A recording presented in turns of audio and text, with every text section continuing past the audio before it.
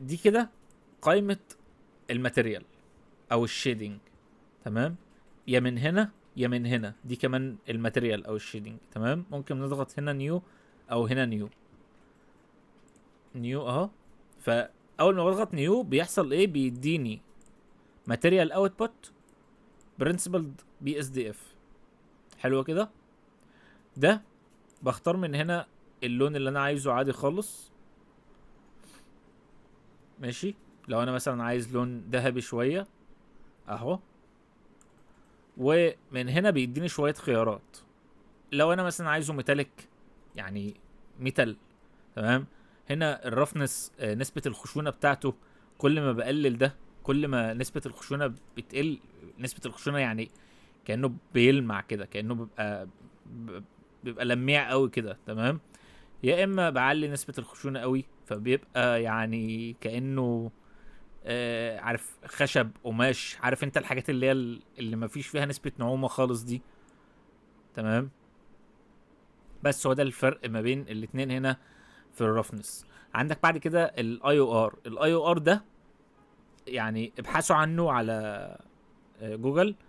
ده يعني كل نوع ماتيريال، سواء بقى ازاز، ميه، معادن، خشب، اي حاجه في الدنيا، الماتيريال بتاعتها بيبقى ليها اي او ار معين، رقم، نسبه في الاي او ار ده.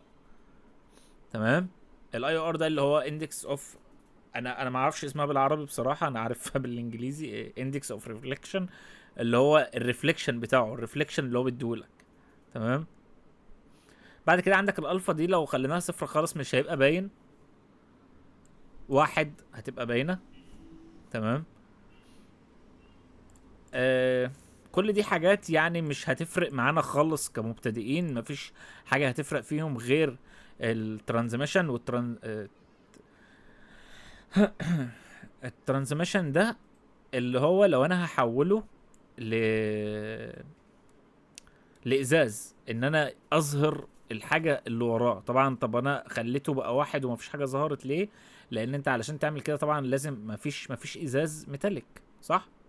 وفي نفس الوقت الازاز بيبقى نسبه الخشونه بتاعته ناعمه جدا. فانا لو عملت كده الحاجه اللي وراها تظهر، هي ظهرت اهي، صح كده؟ بس فهو الترانزميشن ده انك انت بتخلي الحاجه ازاز. من ضمن برضو الحاجات المهمه ان احنا نعرفها هنا هي الاميشن ده. الاميشن ده اللي هو انا بحوله نور. الناس اللي بتعمل مثلا لمبه في المكان ولا حاجه بتبقى من الاميشن ده.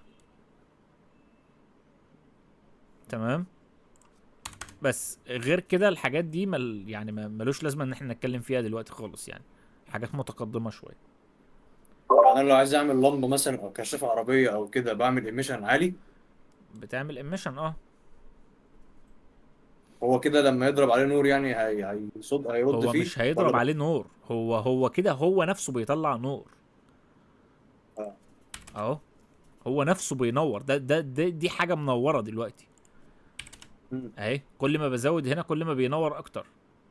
فهمت ماشي. تمام تمام. كده.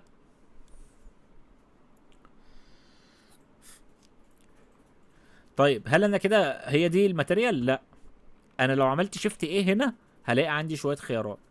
تمام، طبعا الخيارات دي لو انت وقفت على كل حاجه فيهم هتلاقي فيها شويه خيارات برضو. يعني الماتيريال احنا مش هنشرح فيها طبعا كل حاجه، استحاله نقدر نشرح فيها كل حاجه في الورشه دي يعني. ولكن خلينا مثلا هنتكلم عن حاجه هنا هي موجوده من اول تقريبا اصدار 4 و3.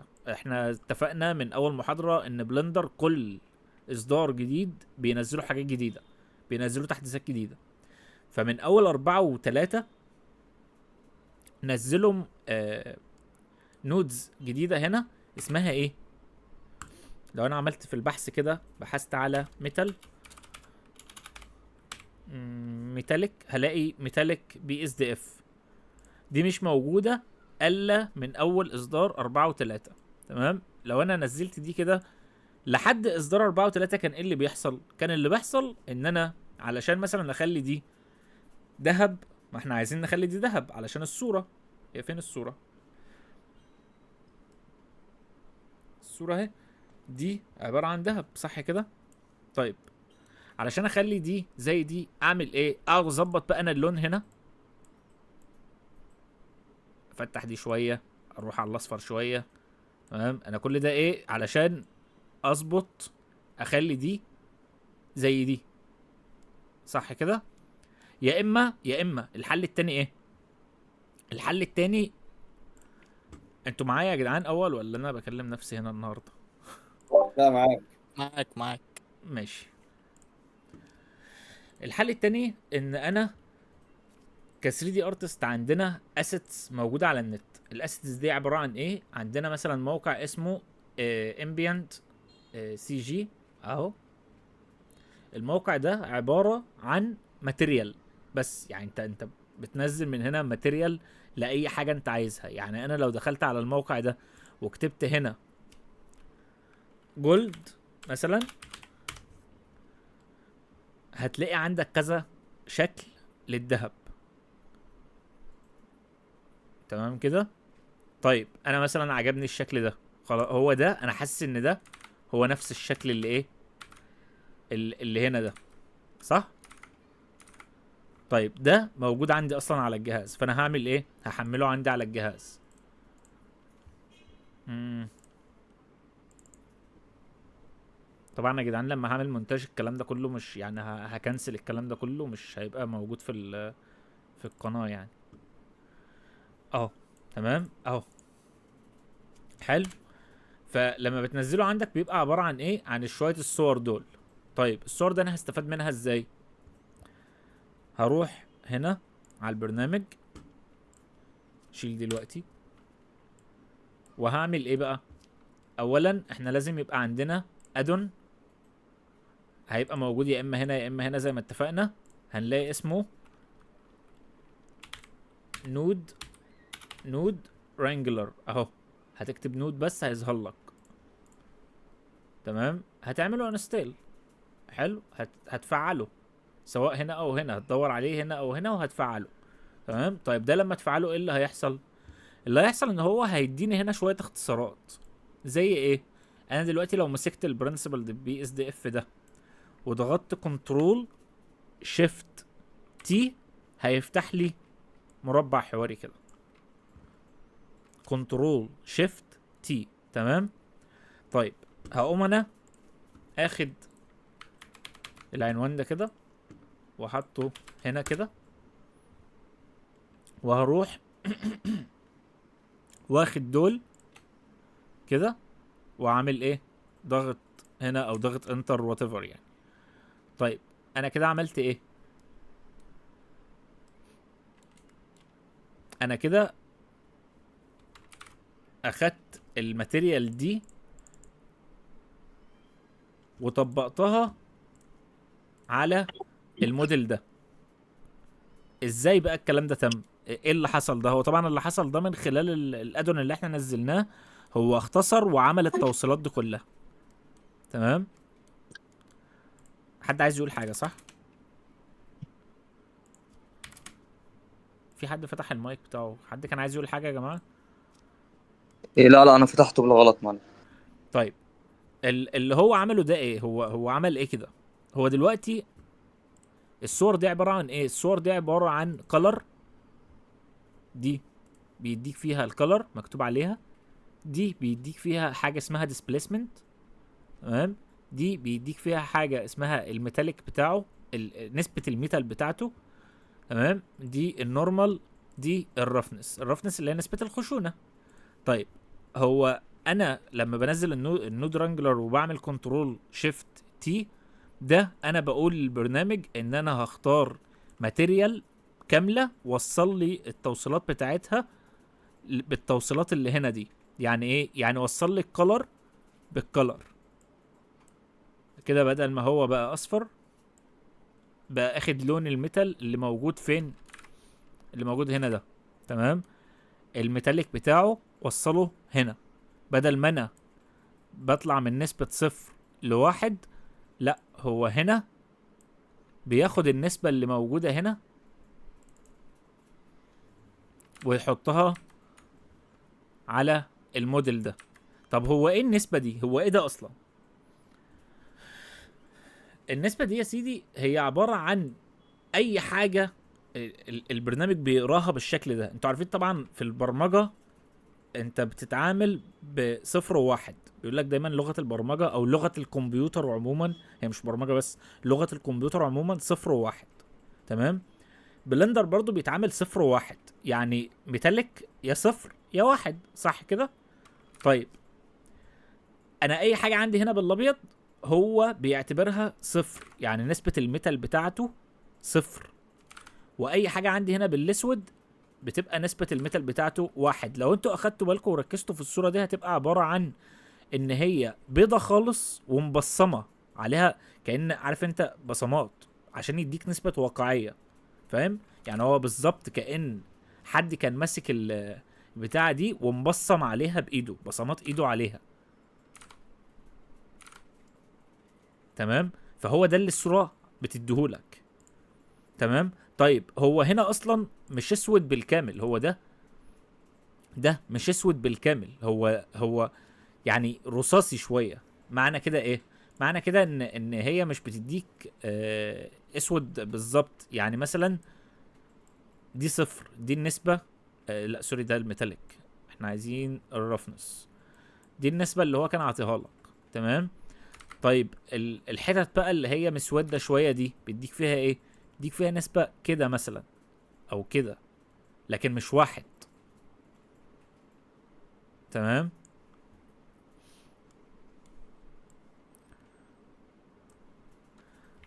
طيب انا لو النسبة دي مش عجباني، يعني عايز اعدل في النسبة دي شوية، عايز مثلا البصمات عندي مش باينة خالص وانا عايز اخليها تظهر حبة، اعمل ايه؟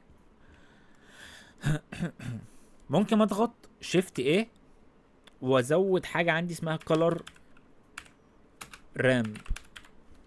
color ramp واضيفه في النص، احطه في النص هنا اهو، ما بين الرفنس وما بين البرنسبل بي اس دي اف ده. تمام. طيب هو كده ما عملش اي حاجه، هو برضو نسبه صفر وواحد او نسبه اسود وابيض. تمام. طب لو انا سحبت الاسود ده هتلاقي هنا في التأثير بيحصل. تمام. هتلاقيني بزود الرفنس او بقللها بقى، برجعها للصفر اكتر. طب لو انا رجعت بده وزودت الابيض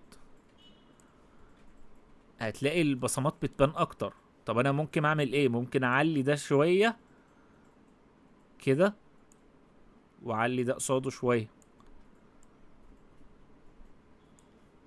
لحد ما الشكل يرضيني انا. يعني انا خد بالك كل ما بحرك ده او ده هتلاقي ايه؟ الشكل هنا بيتغير. واخدين بالكم؟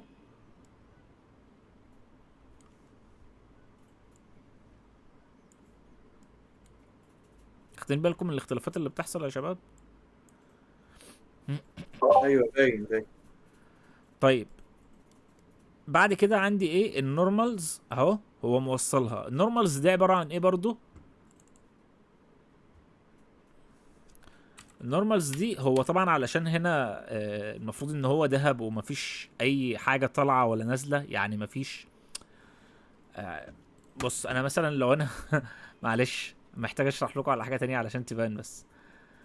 لو انا مثلا اخترت خشب حلو، هتلاقي هنا لو انا دخلت على النورمال هتلاقي اعطيك تأثير الخشب. عارف انت الشكل اللي هو كأن في خشب كده وتأثير طالع ونازل. انت لما تمسك الخشب مش هتلاقيه عدل، صح؟ هتلاقيه كده. تمام. فهو في النورمالز بيديك الشكل بتاع الحاجة الأساسية في أرض الواقع. فاهمين؟ بيديك التأثير بتاعها. تمام. طيب هو أول ما بينزل بيبقى السترينث بتاعه واحد، بس واحد ده بيبقى عالي قوي، احنا ممكن نخليها مثلا 0.2. كذلك برضو الديسبيسمنت هي نفس الفكرة بالظبط، بيديك برضو تأثيره في الحياة الواقعية او الشكل بتاعه في الحياة الواقعية. يعني لو في طالع ونازل مثلا هتلاقي في هنا مثلا ايه زي ما يكون في خبطة هنا. فهو كل الفكرة او كل الحكاية ان هو بيخلي شكله واقعي. فاهم؟ خلاص احنا كده بننتقل من عالم ال 3 دي للواقعيه، هو بيخلي شكله واقعي. تمام. طيب احنا برضو بدل ما نخلي السكيل واحد، على فكره لو احنا مثلا بنعمل خشب او بنعمل حاجه فيها تفاصيل معقده يعني، هتلاقي المنظر بشع، مش مجرد خبطه كده بسيطه وخلاص. تمام. فبنخلي دي مثلا برضو 0.2، ممكن 0.1 كده يعني. تمام. طيب ده كده بالنسبه لايه، للحته اللي فوق الدهب دي. تمام.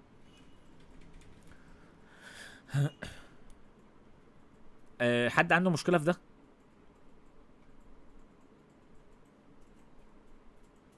حد عايز يسأل عن حاجه في اللي احنا قلناه هنا ده؟ طيب تعالوا نكمل. هنشيل ده ونفتح موديل تاني اهو،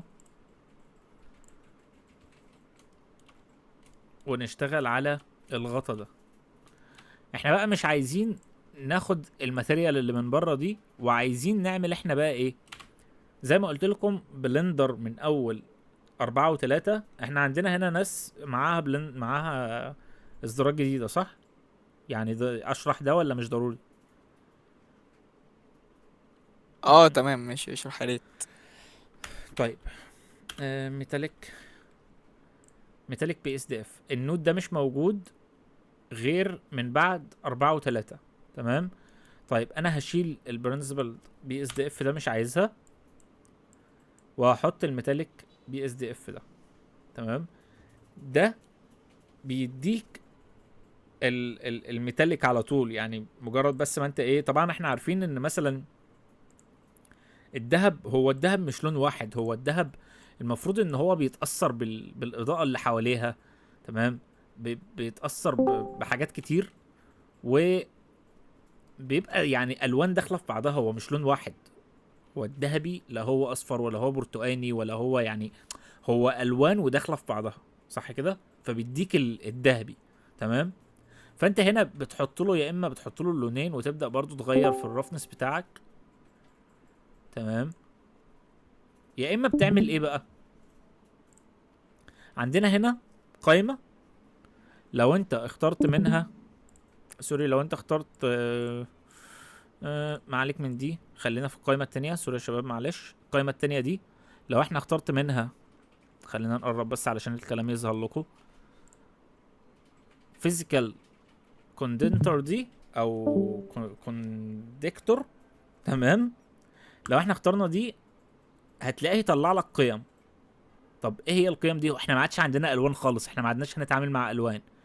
احنا دلوقتي هنتعامل مع القيم اللي انت هتديها لبلندر، فهيديك افكت الذهب. يعني هتبقى دي عبارة عن قطع الذهب فعلية في بلندر. اي اضاءة هتحطها عليها هتتعامل معاها معاملة الذهب. اي بقى يعني لو كبيت عليها ميه، عملت اي حاجة في بلندر، انت كأنك دي، انت فهمت بلندر ان دي قطع الذهب. طب القيم دي انا هجيبها منين؟ انتوا معايا؟ الناس عمالة تدخل وتخرج. ماشي. القيم دي هجيبها منين يا شباب؟ القيم دي اهو. لو عايزين الموقع ابعته لكم على الواتساب.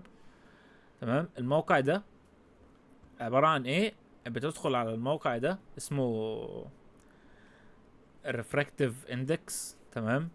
بتختار انك انت 3D artist، تقول له selected material to 3D artist، والبوك بتقول له ميتال. انت بتختار هنا بقى ميتال، بلاستيك، كريستال. على فكرة ده مش نازل علشان الذهب بس، ده نازل علشان اي حاجة موجودة في الواقع. يعني ايه؟ مية، جلاس، ازاز، كريستالز، بلاستيك، ميتالز. تمام.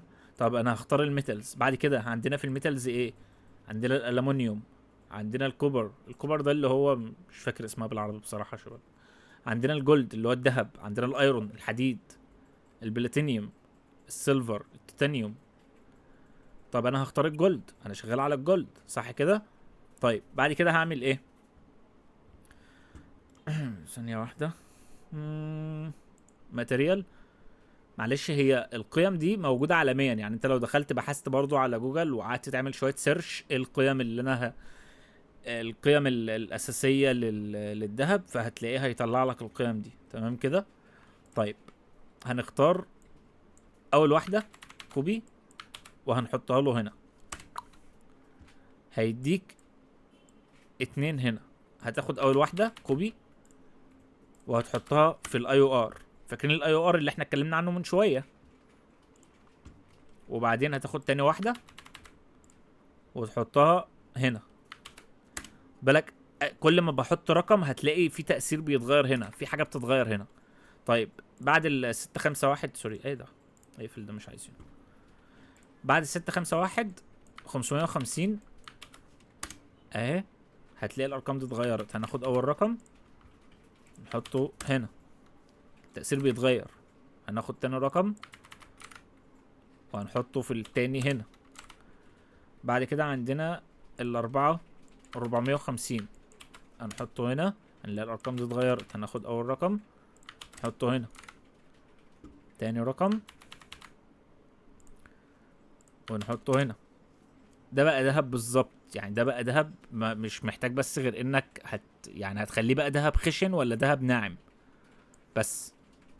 طب انا جبت منين التلات قيم بتوع الذهب دول؟ برضه سيرش على اليوتيوب على سوري على جوجل. آه القيم الواقعية للذهب. بص، هو انا بعمل ايه؟ انا بخش على شات جي بي تي، اقول له مثلا انا شغال على اسأل شات جي بي على تي بل... هيديك على الأرقام دي. بلندر، وبعمل كذا في قائمة كذا، انا عايز الارقام بتاعت مثلا الماتيريال بتاعت كذا، فهو بيطلعها لي بالترتيب. باخد التلات ارقام دول احطهم في ريفراكتيف اندكس واحطهم هنا بعد كده في بلندر، صح كده؟ بالظبط كده. تمام ماشي. ده بقى لو انت بتعمل ايه، لو انت بتعمل زي ما قلت لك، لو انت بتعمل ميه، بتعمل بلاستيك، بتعمل اي حاجه انت عايزها، فاهم؟ بتعمل حديد، بتعمل بلاتينيوم، بتعمل سيلفر، اي حاجه من دي. اهو كده مفيش عندنا غير الرفنس. طب الرفنس ده احنا ممكن نعمل فيه ايه؟ ممكن نسحب دي، نحط ايمج تكستشر هنا، ولا ليه كل ده؟ احنا ممكن ناخد دي الرفنس اهي، بس ده بتاع الخشب سوري. هندخل على الجولد ده، ناخد الرفنس دي ونرميها هنا كده. خلاص مش عايزين دي في حاجة. وهناخد دي نحطها هنا، هيديك ايه؟ هيديك الرفنس بتاع الذهب. يبقى احنا كده معانا الرفنس بتاع الذهب ومعانا قيم الذهب نفسها. طب دي مش عجباني، هحط هنا رامب كولر رامب، وهزود وهقلل زي ما انا عايز لحد ما اخد الافكت اللي انا عايزه. بس الفرق ايه؟ الفرق ان هنا انا مش اخد لون، انا مش اخد كولر من بره، انا هنا عامل دهب، عامل دهب واقعي. فاهم ازاي؟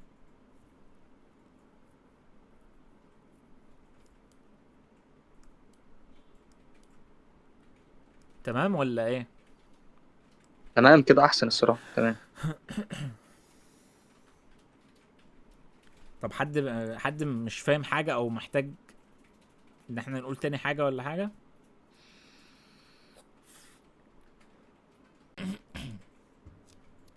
عندنا بعد كده ايه؟ احنا خلاص كده يا جماعه، مع بجد، علشان انا عارف ان موضوع الماتيريال ده الناس بتقول ده حاجه تافهه وبتاع. وعلى فكره يعني الواحد بيلاحظ ان لما حد بيجي يتكلم عن الماتيريال كله بيطنش، يعني لان هو مفكر ان الماتيريال عباره عن ايه، ان انا هدخل كده احط مثلا البي اس دي اف ده. هو راح فين؟ اهو. تمام، وهختار اللون بتاعي وخلاص انا كده خلصت. هي مش كده خالص، الماتيريال ده عالم لوحده. في ناس بس على بتبقى فكرة أنا شغاله تخصص ماتيريال بس. قول لي. ساعات باجي اجرب مثلا اعمل حاجه بدل الميتال دي اعمل جلاس، بس انا ابقى عايز اعمل حاجه مثلا تاخد ملمس ازاز.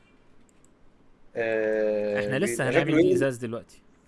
يعني ما بيدينيش الجلاس خالص، بضطر اعمله انا بالبي اس دي اف اللي هو برنسبل دوت، واقعد انا مع نفسي كده. طب ما احنا لو عملنا هنا نيو وشلنا ده ايوه وحطينا في هنا نودل جلاس، جلاس، ولا الاحسن نعملها من الميتاليك؟ هو الاحسن. المت... لا، هو الاحسن ان احنا نعملها بالبرنسبل دي بي اس دي اف. بس أصلاً؟ هي اه انا الجلاس، قصدي بس الجلاس دي وحشه، بيشتغل اهو. بس مش واقعي زي جلاس اللي هو لما بقعد انا اجرب مع نفسي. لا عادي خالص متهيألي، يعني انا المفروض ان ده الطبيعي بتاعه 0.77، وده المفروض ان هو يبقى 1.46 تقريبا، لا 54. 1.3 ايه؟ بوينت 3 تقريبا. لا بوينت هو 3 ده الميه. 1.3. اه تمام. تمام ده ازاز اهو. مم. ايوه ايوه، انا بحسب بتكلم على الليكويد اللي هو. عشان ما تمام كنتش عارف ماشي. القيم اللي انت بتجيبها بتاعت الاي او ار.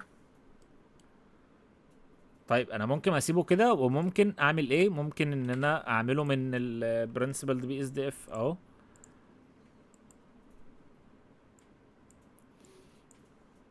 نفس الحكايه، اخش هنا خلي دي واحد، خلي دي 0.077، خلي الاي او ار 1.54، برضه اداني نفس الحاجه بالظبط، يعني مفيش فرق خالص. هو الويت ده اللي هو ايه؟ ايه الويت ده اللي هو ايه؟ الويت؟ الويت ده الترانزميشن، نسبه هنا خانه غير الترانسميشن، خلاص تمام تمام ماشي. تمام. تمام. فده او ده مش هتفرق خلاص اهو. تمام. طيب احنا عندنا هنا في الصورة الجزء اللي فوق من اول دي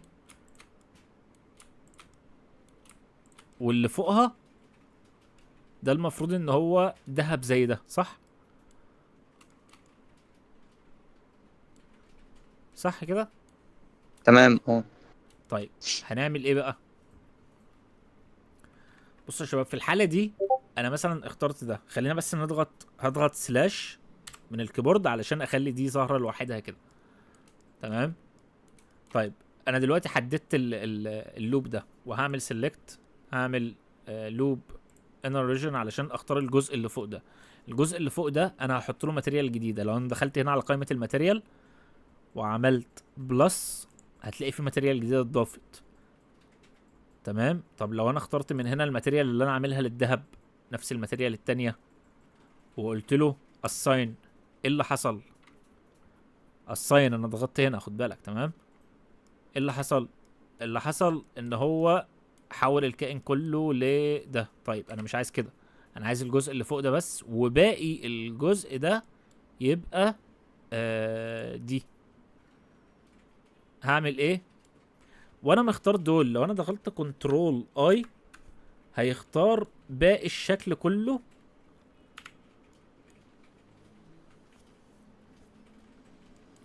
لحظة واحدة معلش، انا هعمل كده سيلكت وهختار كنترول اي، هيختار باقي الشكل كله ما عدا اللي انت كنت مختاره، يعني بتختار عكس اللي انت كنت مختاره يعني. كنترول اي. تمام.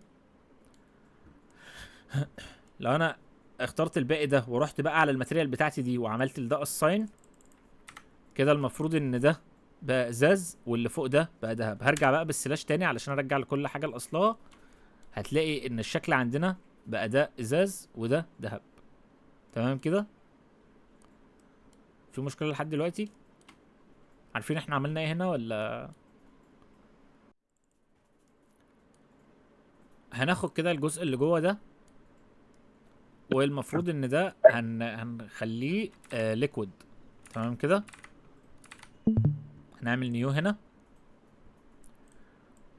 وعلشان بس ما نتوهش خلينا ايه، احنا لو اخترنا دلوقتي اول حاجه خالص ده دهب جولد. تمام. اوتسايد اللي انا جبته من بره. تمام.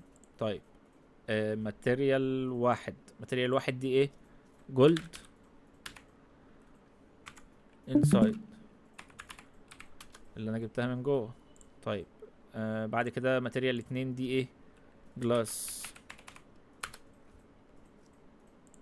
بعد كده الماتيريال الجديدة دي خالص الليكويد.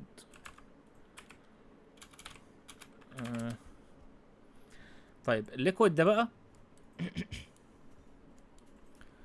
برضو هنخلي الترانزميشن بتاعه واحد، هنخلي الرفنس بتاعه 0.077، هنخلي الاي او ار بتاعه 1.333، ده الاي او ار بتاع المية. تمام كده.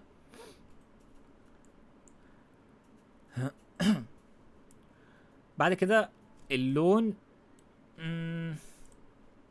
مصفر شويه كده تقريبا.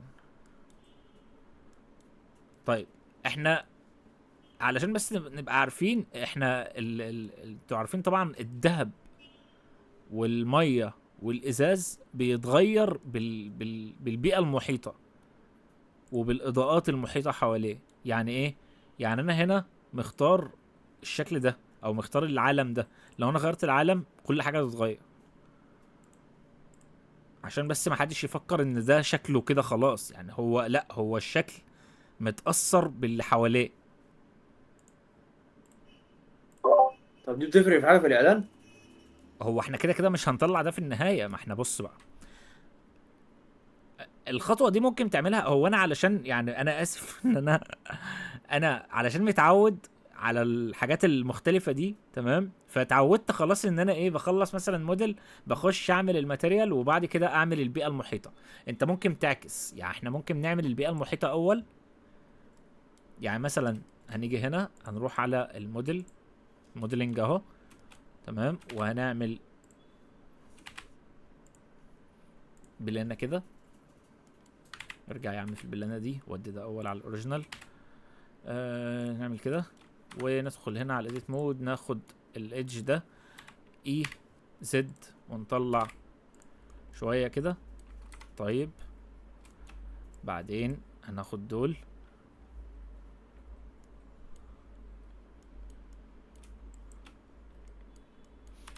ونوديهم كده.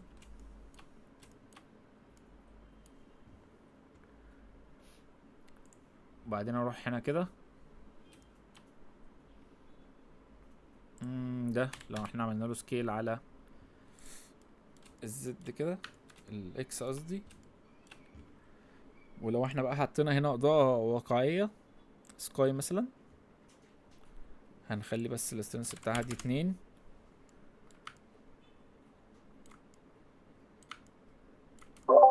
معلش انت دوست على ايه كده؟ جاب لك اختيارات كتير، اخترت منها اللون ده. ايه ده؟ دوست على حاجه هنا كده جابت لك اختيارات كتير في الاضاءه. دي اه ده الانفايرمنت دي اللي احنا بنحط منها الاتش دي ار اي.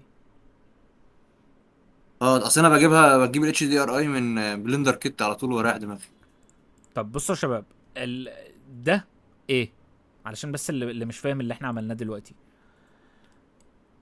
ال 3 دي فيو بورت بيبقى، لو احنا كنا شغالين بالنظام ده كنا مفعلين الاضاءه الداخليه دي، بس طبعا احنا كده كده لازم نحط اضاءه علشان لما نعمل رندر، تمام؟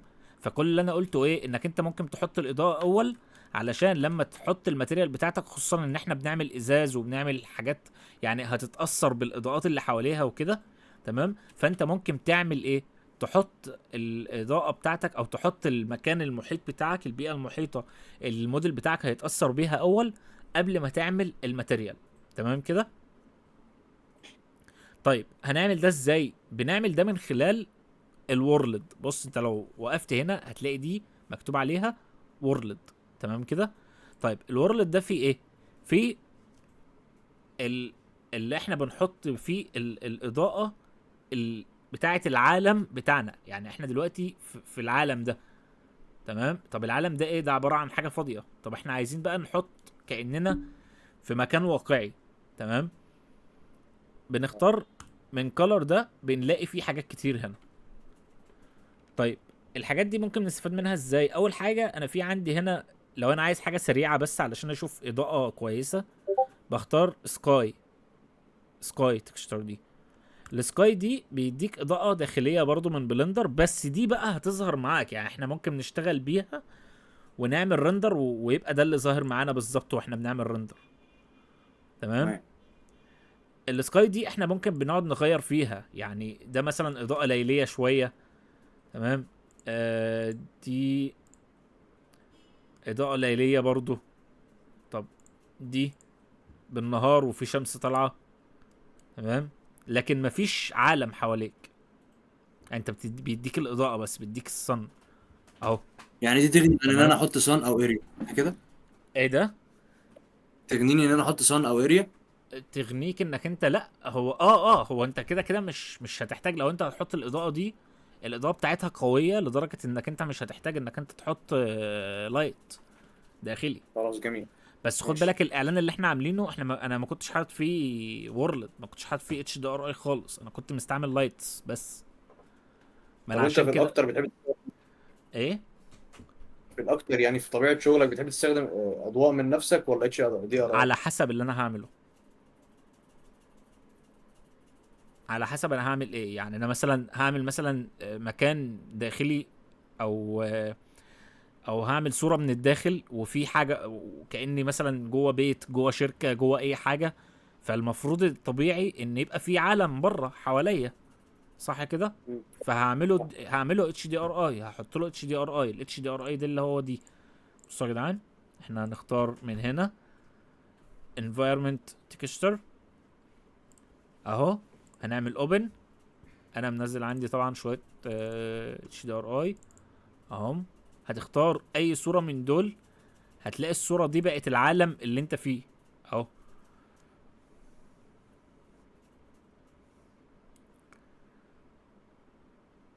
بس تمام دي كده. اضاءه مش هتظهر معايا في الريندر ولا هتظهر بقى؟ لا دي هتظهر معاك في الرندر. ده لو انا عملت تمام. صورة كده دلوقتي، ده هيظهر معاك في الرندر. طب انا مش عايزه يظهر معايا في الرندر، هعمل ايه؟ هدخل هنا وهدخل على فيلم وهختار ترانسبيرنت.